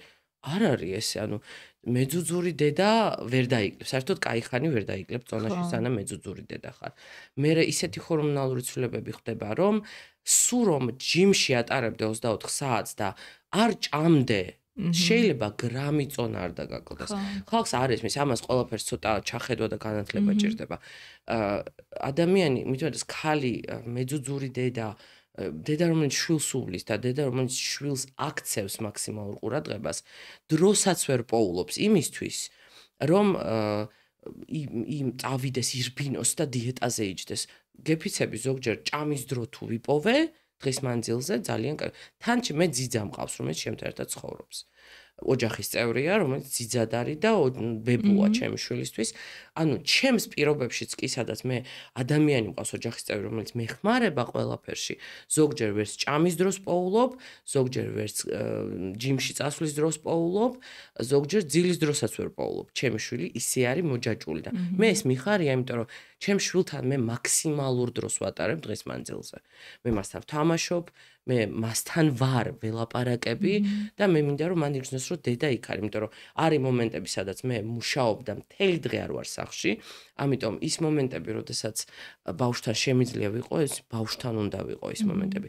ხალხს არ შეუძლია ამის გაგება და ძალიან დიდი დისკრიმინაცია ხდება ზუსტად მანდ და მე პირველი მაგალითი მქონდა ორსულობის დროს უკვე დისკრიმინაციის, სადაც მეტროპოლიტენ ოპერამ გააუქმა ჩემი კარმენი, იმიტომ რომ მე დავორსულდი და მათი მოლოდინით მე უფრო წონაში მომატებული ვიქნებოდი გაჩენის მერე.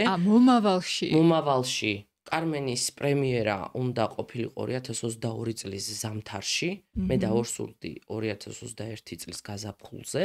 და 2021 წლის აპრილში გამიუქმა მეტროპოლიტენ ოპერამ კარმენი და ჩამანაცვლა 25 წლის ახალგაზრდა ულამაზეს უყოჩაღეს გოგოთი, არაფერი არ მაქვს, აიგული ფანტასტიურესი გოგოა, არაჩვეულებრივი კარმენი იყო, მაგრამ ჩამანაცვლეს მხოლოდ იმიტომ, რომ HD-ზე გამოჩნდებოდი დიდი და ეს არ უნდათ. და რაღაც მოკლე შორტი და ლიფი უნდა მწმეოდა და რა თქმა უნდა, ახალი ნამშობიარები, ერთი წლის ნამშობიარები ქალი ამას ვერ გააკეთებდა და პირდაპირ დისკრიმინაციაა დედის. ანუ იმის ნაცვლად, რომ შეცვალო კოსტუმი, შეცვალო მოერგო კონკრეტულ მომღერალ მსახიობს, ანუ არგებენ რეჟისურას და კოსტუმს მსახიობებს.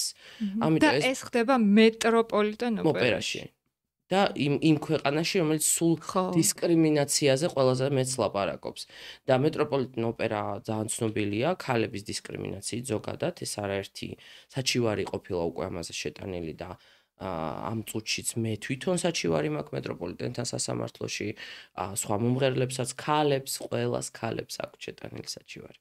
და ომობენ მეტროპოლიტენ ოპერას დისკრიმინაციის გამო.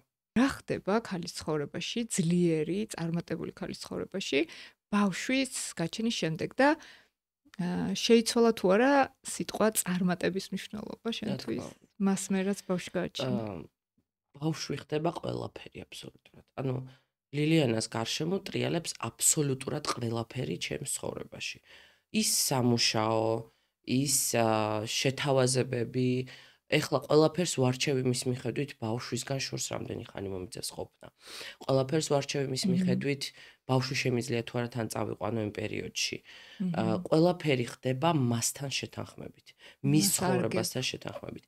ქალი რომელიც აჩენს შვილს, უნდა გაითვალისწინოს, ზოგადად ქალიც იქნება თუ მამაკაცი, დედაც და მამაც, შვილი რომ ყავს, უნდა იცოდე რომ ის შენი სიცოცხლე ეკუთვნის მას.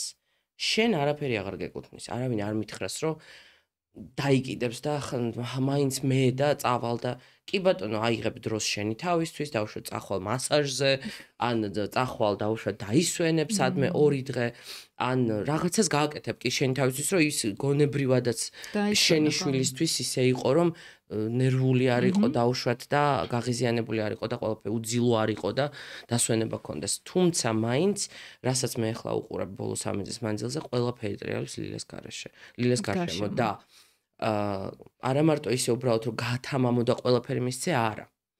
გარშემო ტრიალებს, ანუ დრო გაატარო შენ შვილთან, მისცე მას საკმარისი სიყვარული, რაც კი გაგვაჩნია მე და ჩემ მეუღლეს, მისცე ყურადღება, ასწავლო, დასაჯოროთ სასაჭიროა, როდესაც არ იქცევა სწორედ, მიახვედრო რომ რაც მოუნდება ყველაფერი მისი ვერ იქნება. აი ეს ყველაფერი ძალიან სერიოზული პროცესია, ანუ მშობლობა არის უდიდესი პასუხისმგებლობა. და მე რომ მზად არ ყოფილიყავი ამ პასუხისმგებლობისთვის, არასდროს არც გავაჩენდი. იმიტომ რომ უნდა გაიაზრო ადამიანმა, რომ ის პატარა სიცოცხლე, რომელსაც ქმნი, შენზე არის თავიდან ბოლომდე დამოკიდებული. რაღაც ეტაპამდე მაინც. და შენზე არის დამოკიდებული ის როგორი ადამიანი გაიზრდება, რას გააკეთებს თავის ცხოვრებაში და უნდა ეცადო მაქსიმალურად რომ ისე გაზარდო რომ ის ადამიანი ბედნიერი ადამიანი იყოს ბოლოს. ის რა არჩევანს გააკეთებს, რა თქმა უნდა შენზე აღარ არის დამოკიდებული. რას აირჩევს, როგორ ცხოვრებას აირჩევს, მაგრამ შენგან ყველაფერი უნდა გააკეთო რომ ბედნიერ ადამიანი ჩამოყალიბდეს და ისეთი შეცდომები არ დაუშვას, რომლისგანაც უბედური გახდება. აი ეს არის ძალიან მნიშვნელოვანი და წარმოიდგინე რამხელა ცოდნა, შრომა, ცნობის მოყარეობა, ჩასადები იმაში რომ ბავშვი ასე გაზარდო. და მაინც ყოველ ნაბიჯზე ეჭვგეპარება, ვაიმე ეს სწორად გავაკეთე. ეს ნეტა ეს უნდა მეთქვა, ნეტა ეს უნდა გამეკეთებინა, ალბათ ეს არ უნდა გამეკეთებინა და ალბათ მეტი ყურადღება უნდა დავუთმო, ალბათ საკმარისად მეტი დრო არ დავუთმე იმ დღეს. და როგორ ვარ იცი, რომ გავდივარ სახლიდან, ერთი სული მაქვს მივიდე რომ მასთან ვიყო. იმიტომ რომ მთელი დღე არ ყოფილვარ და ჩემი მეგობრებსაც ვეუბნები ხოლმე რომ არა, აი დღეს 6 საათი გასული ვიყავი საქმეზე და ახლა ლილესთან უნდა წავიდე და ძალიან რთულია. შეიძლება დედის საუბარია. ცოტა გაფანატებული დედის საუბარია, მაგრამ გაფანატებულიც არ ვარ. უბრალოდ იმდენად პასუხისგებლობით მინდა მოვეკიდო ლილეს აღზრდას და იყოს ბედნიერი და კარგად, რომ აი მხოლოდ ეს მიტრიალებს ხოლმე, რომ ის სამსახურიც ისე გავაკეთო ყველაფერი, რომ ის იყოს ბედნიერი და არ მოაკლდეს ყურადღება და სიყვარული. ეხეთ რა გამახსენდა შენ რომ ამბობდი რომ ყოველი სპექტაკლის მერე ამბობდი რომ ეს რა იყო კაცო არ მომეწონა. დაახლოებით იგივე მიდგომა ჩნდება ბავშვთანაც, ხო? გინდა რომ გაუმჯობეს და როგორც დედა და გინდა რომ კარგი დედა იყო, გინდა რომ მამა კარგი მამა იყოს და მაგაში ნუ გამიმართლე, იმიტომ რომ თუ თბილისი მამა, ყურადღებიანი მამა, კაცრი საერთოდ არ არის, მიხვდით რომ სულ იძახდა რომ მე ვიქნები კაცრი მამა, მე ვეუბნებოდი კაცრი მამა შენ არ იქნები, ცუდი პოლიციელი ვიქნები მე, შენ ყოველთვის იქნები კაი პოლიციელი, იმიტომ რომ მამები გოგოებთან ძალიან სხვანაირები არიან, არის ძალიან თბილი, ძალიან ყურადღებიანი, განსხვავებული, ოთო ისედაც განსხვავებული ადამიანია ძალიან და ეს ჩანს ბავშვთან მიმართებაში და ეს დიდი სითბო, რომელიც მამაშვილს აქვს, არის უდიდესი სიხარულის სანახაობა, იმიტომ რომ ლილე ძალიან თბილი ბავშვია და ეს ალბათ კიდე ოთოს და ჩემი ძიძის დამსახურებით არის, იმიტომ რომ მე თვითონ როგორც ადამიანი ფიზიკურად თბილი ადამიანი არ ვარ. ისე თბილი ადამიანი ვარ, ფიზიკური სითბო ძალიან ისეთი მომენტია ჩემს, არ ვიცი რატო. თუმცა ბავშვთან ვარ გიჟივით თბილი, რა თქმა უნდა, მაგრამ მხოლოდ ბავშვთან.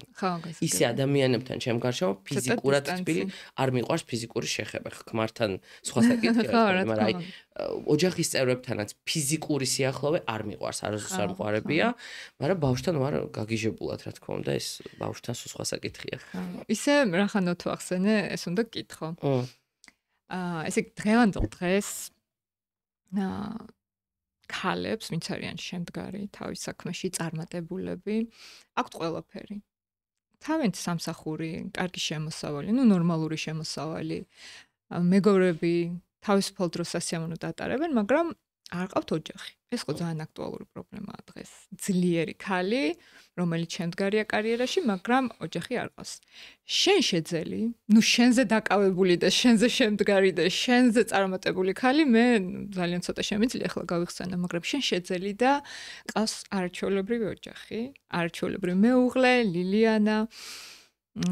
საერთოდ ესეთ ძლიერ ქალებს ასე მგონია მე და ხშირად გამიგია რომ კაცები ფიქრობენ რომ მათ არ ჭირდებათ, ასეთ ქალებს არ ჭირდებათ კაცი, ან თვითონ ვეღარაფერს ვეღარ შესთავაზებენ ისეთს რომ დააკმაყოფილონ ასე რა თქვა. და შენ რას ურჩევდი ასეთ ქალებს? აი როგორ უნდა მოახერხოს კარიერაში შემდგარმა და წარმატებულმა ქალმა, რომ პირად ცხოვრებაშიც იყოს წარმატებული?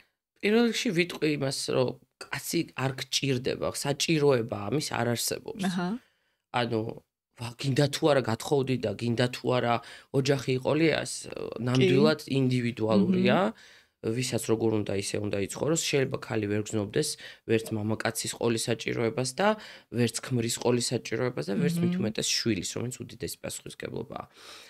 მე რომ შევძელი, რაც შევძელი არის უდიდესი დამსახურება ოთარისი, იმიტომ რომ არის თბილი, არის ძლიერი, ძალიან ძლიერი ადამიანია, იმიტომ რომ ჩემ ხასიათს რო გაუძლო და ჩემ სიძლიერეს რო ანუ ძლიერ წარმატებულ ქალს რომ გაუძლო მამაკაცმა, ანუ და იყო ძალიან სუსტი და ასე იგი გვერდზე მიგდებული, რაც ოთარი აბსოლუტურად არ არის. ან უნდა იყო ძალიან ძლიერი და აი პირდაპირ ომი გვაქვს ხოლმე ზოგჯერ მე და ოთოს ისე ვომობთ მუსიკის გამო, სულ მაგაზე ვჭუბობთ, ვომობთ აი მუსიკის შესრულებაზე და ოპერა ესე არა და როგორც ორი მუსიკოსი სულ კამათი გვაქვს მუსიკაზე 24 საათის განმავლობაში. თუმცა მე უნდა ვთქვა რომ მადლობა მას რომ ამდენი წელი ერთად ვართ და ტკბილად ვართ, იმიტომ რომ ძალიან დიპლომატიურად და სწორედ უდგება ყველა საკითხს, ძალიან უყვარს, რასაც ვაკეთებ, იმიტომ რომ თვითონაც მუსიკოსი და მომღერალია და შესაბამისად ზედმიწევნით დეტალურად და ალბათ ჩემზე კარგადაც ესმის სირთულეები ამ პროფესიის და ამიტომ ყველაზე გადამწყვეტ და ძალიან რთულ მომენტებში ისე დამიდგა გვერდში, როგორც ვერავინ ვერ დამიდგებოდა გვერდში.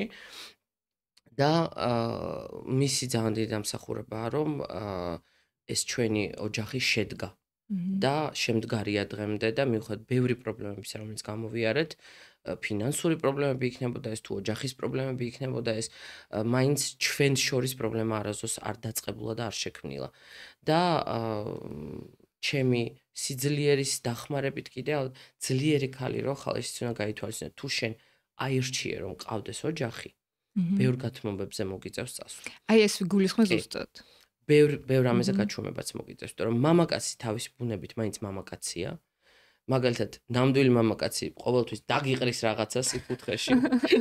აგირებს კარანდას წინადღის დალაგებულს. ანუ როგორ რაღაცა ძალიან პრიმიტიულ ბჭყალებში რაღაცებზე ვლაპარაკობ, მაგრამ ორივე მხრიდან ქალისგანაც და მამაკაცისგანაც მეტყვი თუ ორივე ძლიერი ხასიათის არის და პრინციპულია და დამრტყმელია, ასე ვთქვათ, როგორც ჩემი და ოთო შემთხვევაშია, თუ რაღაც ეტაპებზე ორივე მხრიდან ბალანსში დათმობა არ ხდება, შეუძლებელია ოჯახის შენარჩუნება, აბსოლუტურად შეუძლებელია. ამიტომ რაღაცებზე შენ უნდა გაჩუმდე, რაღაცებზე ის გაჩუმდება, რაღაცებს შენ უჩუმრად გააკეთებ, რაღაცებს ის გააკეთებს ხმის ამოუღებლად და გასაკეთებელს და ესეა ოჯახი ამაზეა დამოკიდებული. არავინ არ თქვას ახლა რომ როგორც პირველ თვეებში შეყვარებული და გაგეშებული და გადარეული რო ხარ ადამიანი და ყველაფერი შეგილი აპატიო და დაივიწყო და არ მიაქვს, ესე არ არის. ოჯახი უკვე პროცესში სულ სხვა რაღაცაა და ბევრად უფრო ლამაზია, ბევრად უფრო საინტერესოა, ნამდვილ პარტნიორობაზეა აგებული, ურთიერთგაგებაზე და მეგობრობაზე რაც მთავარია. იმიტომ მე ოთოზე ახლო მეგობარი არავინ არ მყავს. არ მყავს არც ერთი ჩემი დაქალოჭკა და ჩემი მეგობარი არ არის ისეთი ინტიმური მეგობარი ჩემი როგორც ოთოა, რომელსაც აბსოლუტურად ყველაფერზე შემიძლია ვილაპარაკო, ყველაფერზე შეგვიძლია დავждდეთ და განვიხილოთ და ეს აისახება უკვე ჩვენს ინტიმურ ურთიერთობაზეც, ჩვენს სიყვარულზე, როდესაც შენდება კედლები, აი მე ხდება უკვე პრობლემა. და ამიტომ ძლიერ ქალს, რომელსაც ოჯახი უნდა, თუ გადაწყვიტა რომ ოჯახი უნდა და უნდა გვერდში მამაკაცი ყავდეს, უნდა ესმოდეს ეს რა დათმობებზე წასვლას ნიშნავს და ეს შენი სიძლიერე და შენი ხასიათი გამოიყენე იმ კარიერაში და ოჯახში ეცადე რომ იყო მომთმენი, არ იყო დაჩაგრული მამას, არ ვამბობ, მაგალითად მე მამაჩემის და დედაჩემის მაგალითზე, რასაც უყურებ მთელი ცხოვრება, ეს იყო ყოველთვის საუბარი, კომუნიკაცია, ურთიერთშეთანხმება. და ეს არასდროს არ იყო მე ესე ვთქვი და ესე იქნება, არა. და ამიტომ ძლიერი ხასიათის მიუხედავად, უბრალოდ უნდა იცოდე, როდის უნდა გაჩუმდე, ხანდახან უნდა გაჩუმდე, იმიტომ რომ ძლიერი ხასიათი იმასაც ნიშნავს, რომ ხანდახან მყრალი ხარ და რაღაცა ისეთის თქმა გინდა, რის თქმაც არ არის საჭირო. ან ისეთის სახე მიიღო ჩემ ოთო მეუბნება ხოლმე, რომ ანი სარკეში ჩაიხო. რატო გაქვს ეგეთი სახე? და მე არ ვაკონტროლებ რა გავაკეთო. ხო და აი ეს ყველაფერი არ უნდა აკონტროლო შეიძლება, მაგრამ ადამიანი რო გეტყვის, რომ არა, ეგ სახე არ გინდა რა, ეხა ეგ არ გამიკეთო ძალიან ხო? უნდა ეცოდო რომ გაიღიმო, უნდა ეცადო რომ რაღაცა ურთიერთგაგებას და ურთიერთშეთანხმებას მიაღწიო თუ არა და აზრი აქვს, მაშინ დაანგრიე ოჯახი და იყავი შენთვის მარტო, არა და გინდოდა, ხო? ანუ ჩემ შემთხვევაში მე მინდოდა ოჯახი, მე მინდოდა შვილი, მინდოდა მეუღლე და გამიმართლა ძალიან იმაში, რომ ზუსტად ისეთი მეუღლე შემხვდა, რომელზეც ყოველთვის ვოცნებობდი. და როგორ, ну, რა თქმა უნდა, გვერდით დაგიდგა ოთო იმ კრიტიკულ პერიოდში შენი კარიერის, როდესაც ხო, როცა შენ თავს ვეღარ ცნობდი ალბათ, ხო? საერთოდ ვეღარ ხვდებოდი ვინ იყავი. ვერც ოთარი ვერ ხო. და აი რაში გამოიხატებოდა ყველაზე მეტად, აი რა შეგიძლია გითხრა? აი რა გააკეთა ისეთი შენმა მეუღლემ, რასაც ვერ წარმოიდგენდი, რომ გააკეთებდა. როდესაც დაიწყო ეს ძალიან რთული პერიოდი, მე ჩავარდი ძალიან მძიმე დეპრესიაში. საუბრობ დეპრესიაში, სადაც სიმღერა საერთოდ აღარ მინდოდა, საერთოდ. პირის გაღება არ მინდოდა. ლოგინიდან ადგომა არ მინდოდა, საერთოდ. მინდოდა წოლა, ძილი, არც ჭამა მინდოდა, არც გარეთ გასვლა მინდოდა, ჩავიკეტე აბსოლუტურად. და ოთარის ძალიან დიდი სიბრძნე აღმოჩნდა იმაში, რომ დამაცადა, რომ ამ ფაზიდან გამოვსულიყავი. არ მეჩხუბებოდა, არ მეკაჩებოდა, არ მაძალებდა, მაცადა რომ ამ ფაზიდან გამოვსულიყავი. და იპოვა სწორი მომენტი რომ მეთქვა, ეხლა საკმარისია. ეხლა დახმარება გვჭირდება, ფსიქოლოგის, დახმარება გვჭირდება, წამლის, დახმარება გვჭირდება, ვოკალის პედაგოგის, ექიმების, всё, საკმარისია შენი ხალათი და ჩუსტები ფაზა, გავიარეთ. ეხლა ცოტა აზრზე მოდი. რამდენი ხანი გაგრძელდა ეს ფაზა? საკმაოდ დიდ ხანს, 6-7 თვე გაგრძელდა. სახლიდან არ გადიოდი. 6 თვე სახლიდან არ. იმიტომ რომ მე ვერ გავიგე რატომ დაკარგა ჩემმა სხეულმა ხმის კონტროლის საშუალება. ვერავინ ვერ მიხსნიდა რა ხდებოდა. ვერავინ აბსოლუტურად დედამიწის ზურგზე ვერ მეხმარებოდა. და ამიტომ აბსოლუტურად გაუგებარ მდგომარეობაში რომ ხარ და ვერ პოულობ ვერც ტექნიკურ დახმარებას პედაგოგებისგან ხმას თითქოს და ყველა ფონიატრთან მიხვედი და ყველგან არაფერი არ გჭირს. იოგები ჯამრთელია, ყველაფერი კარგად არის. და ვერ პოულობ პასუხს, პრობლემა რაში მდგომარეობს. და აი ამ პასუხის ვერ პოვნამ ჩამაგდო აბსოლუტურ დეპრესიაში. მე ვერ ვხედავდი ამ პრობლემიდან გამოსავალს. ვერანაირს. და ამ პრობლემიდან გამოსავლის ძებნამ ჩამაგდო აბსოლუტურ დეპრესიაში. ჩამაგდო ლოგინად, სრული ამ სიტყვის მნიშვნელობით და ფაზაში, სადაც მე ძილი მინდოდა, რო ვიღვიძებდი, ბავშვი კიდევ კაი ძალიან პატარა იყო ჯერ და ვერ აღიქვავდა რა ხდებოდა გარშემო. ეს იყო ზუსტად აი ლილე რო გაჩნდა, ერთი ალბათ 3-4 თვის მერე დამეწყო უკვე ეს ფაზა, სადაც მე ვცდილობდი სიმღერას, მაგრამ ვერ ვიწყებდი სიმღერას და მე უკვე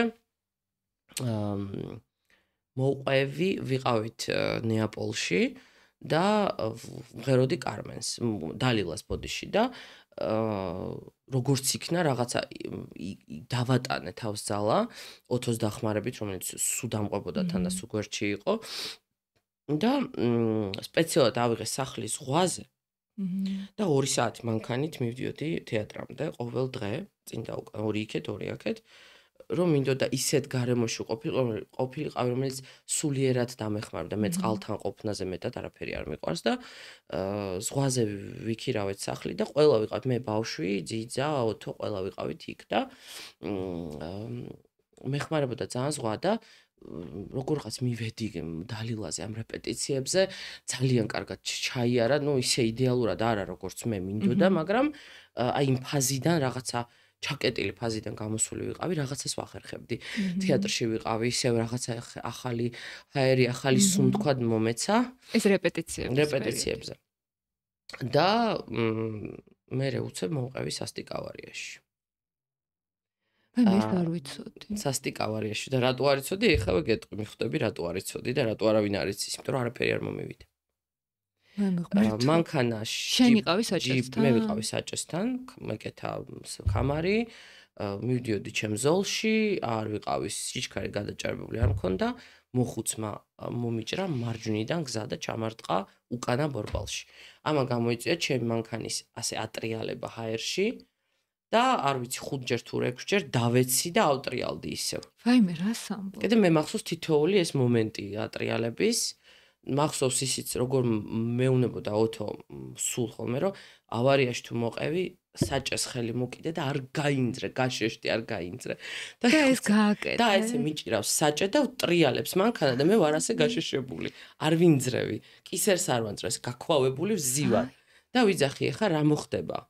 ანუ, ჩემთვის ფიქრობდი ძალიან სასაცილო იყო, იმიტომ რომ იტალიურ მართვის მოწმობას, რომელთაც დავდიოდი იტალიაში, ქონდა ვადა გასული. და მე ვფიქრობ, ეხლა რომ მოვა პოლიცია, რა უნდა უთხრა ამათ, რეალიზმის მართვის მოწმობას ვადას გასული. ვაიმე, აბა და მანქანა არის ქირა აღებული სხვის სახელზე, ჩემი მულის სახელზე. და მე ჰაერში ვფიქრობ ამას, იმას კი რომ ეხლა რომ დავეცემ შეიძლება მოგვდე. არა, იმას ვფიქრობ პოლიცია რომ მოვა. რა უნდა ვუთხრა ამათ? იცი რა არის? არც კი დაუშვი, რომ რამე მომივიდოდა, მართლა არ დამიშვი. იცი რამ ხელა ძალა. და მანქანა ბოლოს ჩამოვარდა და სურათები რო განახო, მანქანა რა დღეში, მანქანა იყო დაჭმუჭუნული. მთლიანად.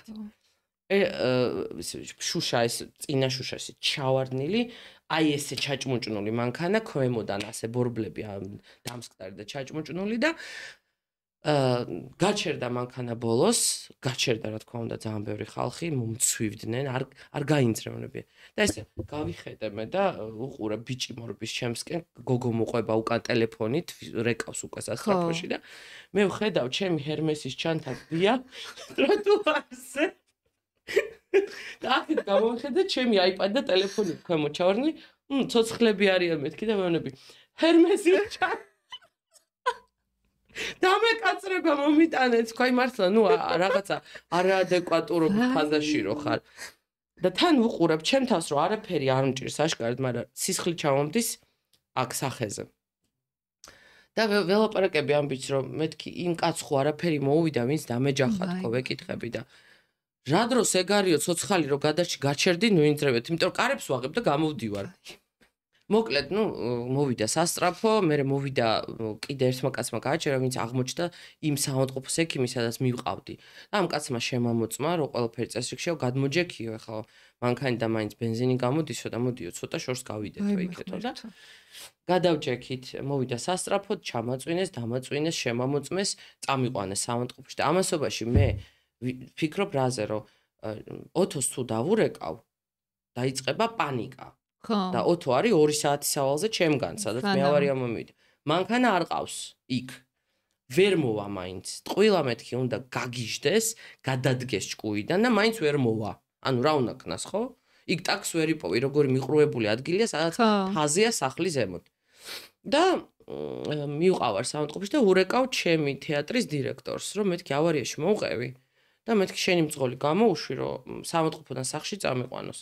ოღონდ ის დაპანიკდა იქ რას ქვია არა მეთქი კარგად ვარ პატარა ნაჩხაპნი მაქვს ცხვირზე თქო და შუბლზე თქო მურჩა მეტი არაფერი თქო და სურათი გადაუღებდი და გაუგზავნე აჰა მეთქი ის მიკეთია უკვე კისერზე სამაგრი წამიყვანა საავადმყოფოში ყველანაირი შემოწმებაში გამატარეს და ნახეს რომ ანუ არც ხერხემალი იყო დაზიანებული არც ტვინის შერყევა არ მქონდა არაფერი საერთოდ ნაკაწრი არ მქონია გარდა აი ამ 2 მილიმეტრიანი ნაკაწრისა და იყო მოდიოდა სანჯენაროს წმინდა ჯენაროს დღე იყო როცა მე მოყევი ავარიაში და ნუ მთელი ნეაპოლი რომელიც ძალიან მორწმუნე ხალხი არიან ყველა იმას გაიძახდა რომ სანჯენარომ გადაგარჩინა იმიტომ რომ პოლიციამ მანქანას რო უყურებდა სურათებს უყურებდა და ერთმანეთს ეუბნებოდნენ რომ გადარჩაო ცოცხალიაო და ნაკაწრი არა აქო ამ ადამიანს ვინც ამ მანქანაში იჯდაო და იმ დღეს ეგ ავარია რომ მომივიდა და მე სახში რომ მოვედი სახსალამათი ნუ ოთო ისტერიკაში და მთელი ოჯახი დამხვდა ისტერიკაში იმიტომ რომ ვაიმე და რამე რომ მოხსლოდა კი არ მომივიდა და თან გითხრა სასაცილო ამაზონი თქონდა შეკვეთილი რაღაცა ფანჯრებისთვის და ბარში იყო დატოვებული იმ ქალაქის მე მთაზე ვიყავი სადღაც და ქვემოთ ჩამოდიოდა და იქ ბარი იყო და იმ ბარში დატოვა ამაზონის კურიერმა და მე მანქანით რო გამომიარა თეატრის მძღოლმა იქ შევიარე და ჩემი ნივთები წამოვიღე კიდე არაფერი არ გამოგრჩა ხო? ყველაფერს მიაქცია ყურას. კი. და მოკლედ მოვედი სახში, დრამა, ტრაგედია, მე ხალხ კარგად ვართ, არ არის საჭირო ეს დრამა, ტრაგედია გადავჭი. ნახეთ ამაზონიდან ეს ჩამომივიდა. ხო, მოვიტანა ხო ხედავ ეს და ეს დრამა, ტრაგედია, მეთქი არ მიყვარს საერთოდ ეს ზედმეტად დრამაში და გაზვიადებაში. მithumetes როცა არაფერი არ მომივიდა და მართლა სახსალამათი გამოუწვერი იმ სიტუაციიდან არ იყო საჭირო ეხა გაზვიადება და დრამა და ტირილი და ვაიმე დედიკო რომ მომკვდარიყავი არ მოვკვდი. ხო და მოკლედ ის დღე რაღაცნაირად დამარტყა თავში რომ აი რას ვაკეთებ. ანუ რას დავტირი ვარ ამ ჩემ თავს, რა დეპრესია, დროს დეპრესია, ამ ხელა შვილი მყავს, სარჩენი მყავს. ოჯახი და როგორც თითქოს რაღაცა გადატრიალდა ტვინში.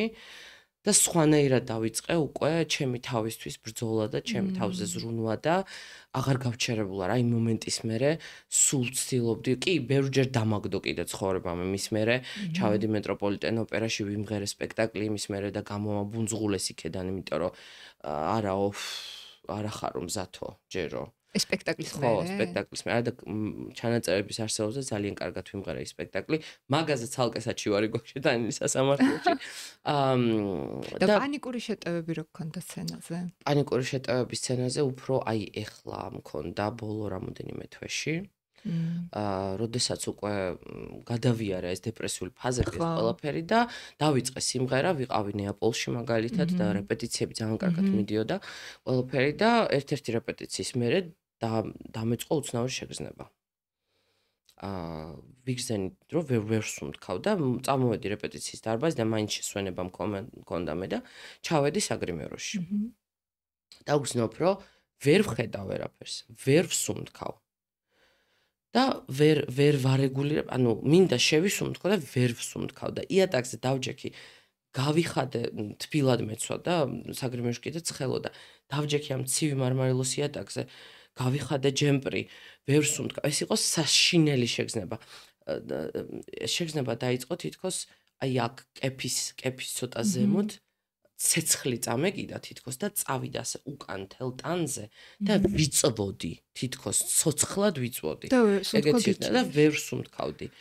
ვცდილობდი ყურადღება გადამეტანა სხვა რაღაცაზე, ხან ლილეზე ვიფიქრე, ხან ოთოზე ვიფიქრე, ხან აღიღინება ვცადე რომ მეთქი ღიღინი ხან და ხან გეხმარება, არაფერი არ მეხმარებოდა, სადღაც 45 წუთი ვიყავი ამ მდგომარეობაში. იატაკზე ვეგდე, ვერავისთან ვერ დავრეკე, ანუ ტელეფონ ვერ შვებოდი ვერაფერს. და უკვე რო გადამიერა ამ ყველაფერმა, წავმოვედი სახლში, ოთოს უთხარი საღამოს რო ესეთ მდგომარეობაში ვიყავი თქო. ეგრევე მითხრა მოდი დარეკეო ლევანისთან ჩემი მეგობარია ფსიქოლოგია, იქნებ რამე გვირჩიოს, იქნებ რამე გავაკეთოთო და მოკლედ დავრეკე ჩემი მეგობართან, მირჩია რაღაცა წამალი, რომელიც უნდა მიმეღო რომ უკეთესად მეგზნო თავი, მაგრამ დაახლოებით 2-3 კვირის მანძილზე ამ ძირითადი პანიკური შეტევის მერე მქონდა ძილში შიშს ეძახიან მაგას უფრო თქოს შიშმა დამიარაო. აი ეს წვის შეგრძნება თქოს ვიწვოდი და ერთ დღეს სპექტაკლის დროს დამემართა პანიკური შეტევა. შუა სპექტაკლში სცენაზე გასვლის წინ გრძნობ რომ პირს ვაღებ და ხმა არ მომდის. ანუ პანიკური შეტევა იწვევდა პარალიზებას, კუნთურ პარალიზებას, რაც იწვევდა არა მარტო ჩემი სხეულის კუნთების პარალიზებას, არამედ სახმოიოგების პარალიზებას, იმიტომ რომ სახმოიოგის კუნთია. და ხმას ვერ ვიღებდი, სამღერს კი არა, სალაპარაკო ხმასაც ვერ ვიღებდი. და ოთო დგას აბსოლუტურად ფერწასული იდგა ოთო საგრიმეროში და მიყურებდა და ვცდილობ რომ გავაკეთო და არაფერი ხმა არ მოდის, ნუ არ არის. აი მე ოთო რა ვქნა მეუბნები. ოთო რა ვქნა ესეთ რაღაცა ჩახლეჩილი ხმით და იმღერე მეუბნება. იმღერე და დავიწყე ისტერიულად რაღაცა გამების კეთება, ეს ვარჯიშების. ისტერიულად სრული ამ სიტყვის მნიშვნელობით, რომ მეთქი გადავიტანო ტვინისში ეს ყურადღება. ეხლაც ეს ტვის შეგრძნება დამეწყო ამაზე ლაპარაკის დროს. მართლა ეხლა. კი, ეხლაც კი დამიერა. და დავიწყეს ისტერიული. ესეთი რაღაცების კეთება დავიწყე, რომ მეთქი დროზე გადამიერე და თან უნდა გავიდე სცენაზე, ვიცი ხო, ეხლა შუა სპექტაკლში რა უნდა გავაკეთო სხვა. და მაინც გავედი ვიმღერე ის აქტი, კარგად სხვათა შორის, იმიტომ რომ იმდენად დავიყვანე თავი ხელში და იმ დღის მერე ვთქვი რომ მეთქი არასდროს ეგეთ მდგომარეობაში ჩემი თავი აღარ უნდა ჩავაგდო. ეს იქნება დახმარება ფსიქოლოგის დახმარება დამჭირდება თუ ფსიქიატრის თუ დამჭირდება წამლები რომელიც დამეხმარება, მედიტაცია, იოგა, ვარჯიში, არ ვიცი, ყველა მეთოდი უნდა მეხმარა რომ ჩემი თავი ხელში ამეყვანა. და ჩემი თავის ფლობა დამეწყო ისევ და პირველ რიგში ეს პანიკური შეტევები მოდიოდა თვით დარწმუნებულობის დაკარგვის გამო. იმიტომ რომ ამდენი წვალების მერე სამის მანძილზე რომ არ ვიცოდი რატო ვერ ვაკონტროლებდი ჩემ ხმას, დავკარგე აბსოლუტურად თვით დარწმუნებულობა. ანუ მე არ ვიცოდი პირს გავაღებდი ხმა წამოვიდოდა თუ არა, წარმოდგენა არ მქონდა. და ამა ყველაფერმა დააგროვა და ამოხეთქა რატომღაც აი იმ კონკრეტულ მომენტში ნეაპოლში, როცა სპექტაკლები მიმდინარეობდა და მაგის მერეც კიდე სხვა ზომები ვიხმარე, სხვა პედაგოგი ვიპოვე, ვინც არაჩვეულებრივად ეხლა მეხმარება და ძალიან კარგად მიდის სიმღერის საქმე, ძალიან მაგრად და ის უნდა ვთქვა კიდე რომ თვითონ ჯანმრთელობის პრობლემების მოგვარებაში და აი დიაფრაგმის მართვაში და ყოფაში დამეხმარა ისევ ჩვენი ქართველი ექიმი, ქაბუტონი ნინო ტვილდიანი, რომელიც დამიჯდა, ამიხსნა ყველაფერი ძალიან დეტალურად ფიზიოლოგიურ დონეზე სახმოიოგებში, სახმოიოგების გარშემო არსებულ კუნთურ სისტემაში რა ხდება, როგორ უნდა დაუძლიოთ ეს რა მეთოდიკები, გენიალურესი ქალია, ძველი სკოლის ფონიატრია და ის რომ დამეხმარა, აი მე ქალტო ნინოს მერე შევძელი რომ გაუმძვრალიყავი ბოლომდე აი ამ ძალიან მძიმე მდგომარეობიდან, ფსიქოლოგიური თუ ფიზიკური მდგომარეობიდან და დღეს გავარდა მღერი და აღარ არის პრობლემა აბსოლუტურად არანაირი და ერთადერთი რთული პროცესი არის რომ დიდი ხნის პაუზის მერე კონტრაქტები აკრიფო ისე, იმიტომ რომ ყველაფერი წინასწარი გეგმება ზოგჯერ 5 წლით ადრე, მაგრამ არ ვუჩივი, არა უშავს, ცოტა აქ ეს ერთი კონცერტი მაქვს, ორი კონცერტი იქ მაქვს, სამი კონცერტი იქ მაქვს, რაღაცას ნელ-ნელა ავაშენებ ისევ ნოლიდან, როგორც წესით ძლიერმა ქალმა უნდა გააკეთო.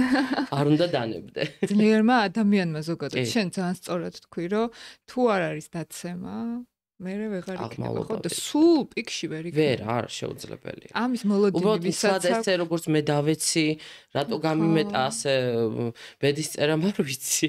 იმიტომ რომ ვცდილობ სულ კარგი ვაკეთო ცხოვრებაში, მაგრამ არა, ისევ ჩემივე შეცდომებია. მე ვიჩქარე, მე დავხამდი, ავერავის ვერ დავაბრალებ ვერაფერს, ჩემი სიჩქარის გამო და დაუფიქრებლობის გამო დავეცი იქამდე, სანამდეც დავეცი და ამიტომ ისევ მე უნდა გავაკეთო ყველაფერი, რომ ავიდე მაქსიმალურად ისევ ზემოთ. ესე იგი, როგორი შეგნებული გაქვს და ასე ვთქვათ, შესიზღორცებული შენივე შეცდომები, შენი გადაწყვეტილებები. არავის ბრალი არასდროს არ არის.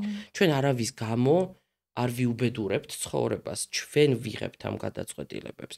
ვერავის ვერაფერს ვერ დავაბრალებ, იმიტომ რომ თუნდაც ხვასე თქვა ჩემთვის რაღაცა, რომ მოდი აი ესე გავაკეთე. მე ხო ვთქვი, კარგი, ოკეი, გავაკეთებ.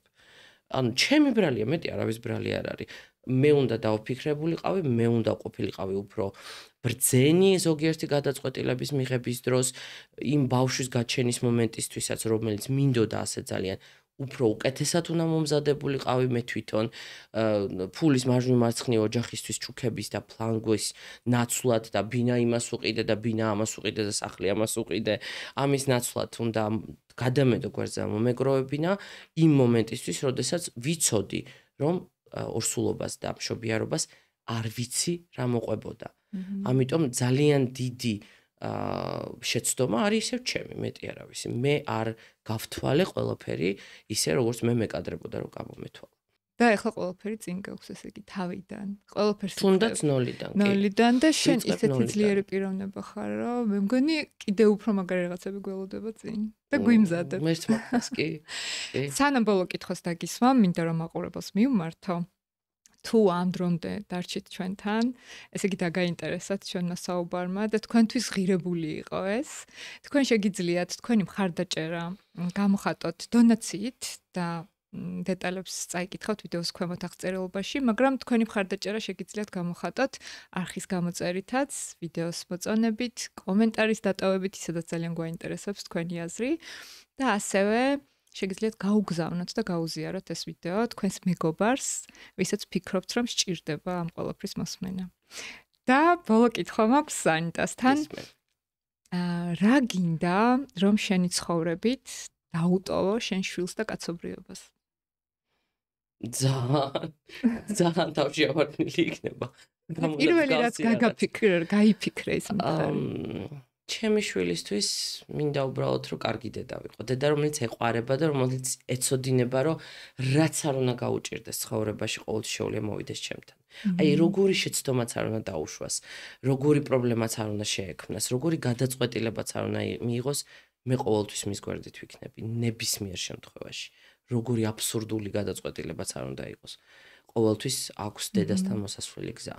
და კაცობრიობას ჩემი ხმის და სიმღერის გარდა ვერც ვერაფერს დაუტოვებ. მე მღერი ჩემი მსმენელისთვის ყოველთვის და ჩემი ბენზინი, ჩემი საარსებო წყარო, საწვავი არის იმ ხალხისგან წამოსული სიყვარული, იმიტომ რომ სიამოვნებთ იმედია, რასაც მე ვაკეთებ და რაც მინდა დაუტოვო არის ჩემი ჩანაწერები, ჩემი სიმღერა იცოდნენ უბრალოდ გამიხარდება რომ იცოდნენ როგორი ადამიანი ვარ სინამდვილეში და დადგმდნენ იმით რაც მუსიკაში იქნება. ძალიან დიდი მადლობა ანიტა. ჩემთვის იყო ერთი სიამოვნება, მე დავტკბი შენთან საუბრით. მადლობა შენ. ამ ძალიან საინტერესო ახალი პოდკასტისთვის. რომელსაც აუცილებლად ჩაუჯდები სულად. ხო, ჩვენი მაყურებელი იქნება. აუცილებლად. მადლობა და ნახვამდის. მაყურებელს დროებით ვემშვიდობები.